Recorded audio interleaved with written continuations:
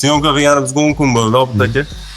Nima bitta aytavering o'zi. 10 kunda travertinlar o'sha aytilganmi? Travertinlarni bitirdik. Xudo xolasa endi pollarni boshlaymiz. Pollariga 15 kun vaqt qolgandi. Bu obyektimizning nozik joylarini ko'rsatib bera olasizmi? Ha, ko'rsatib beraman.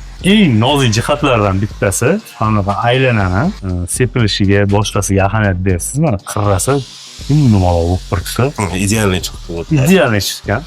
Ikkinchi jihati, mana orasini ko'rayotgan bo'lsangiz, ko'p joyda guvoh bo'lganmiz, travertin ichiga urganda bir yog'ini to'ldirib, bir yog'ini sayozroq qo'yib, bir yog'ini mana shunaqa bo'lganda, buni ko'rsangiz mana hamma yoq simmetrichniy, qirralariga kelib turibdi, mana polniy nazdakka o'tilgan, o'zi guvohsiz mana.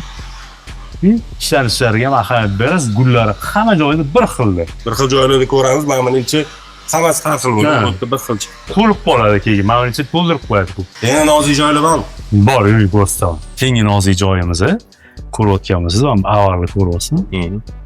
Avvalni qilib chiqarish o'zi qirrasini najdakda chaqirlash. Ikkinchi ham masala. Bu yoqda mana kolonna qismdan ko'rgansiz. Kolonna qism uchiga qirraga kelib turibdi hammasi. Ichlari o'sha boya kolonna etilganda, xuddi shunaqa bo'lib turibdi. Idealniy chiqdi. Yana bir e'tiborimni tortgan qismi uy yaltirab turibdi. Ko'p joyda ko'ramiz, travertinlar bunaqa yaltiramaydi. Nimaga yaltiradi? Bular jemchukka originalini ishlatganmiz-da. O'zi qalbakisini ishlatmaymiz.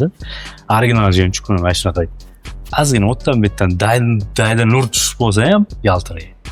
Kechqurunlari ham вообще chiroq tushganda ham zo'r yaltiraydi. Mana shunaqa obyektlaringizni ko'rish uchun, siz bilan bog'lanish uchun nima qilsa bo'ladi odamlarga bir ishora tashlab keting. Bizga obuna bo'lib qo'ysin. Bizda har bitta sirlari bormi? Har bitta nozik jihatlari bormi?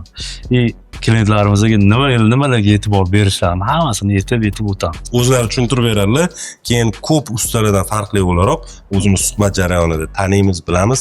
Yaxshi insonlar, va'dasida turadigan, vaqtida bajaradigan va hech qanaqa ortiqcha so'z ishlatmaydi.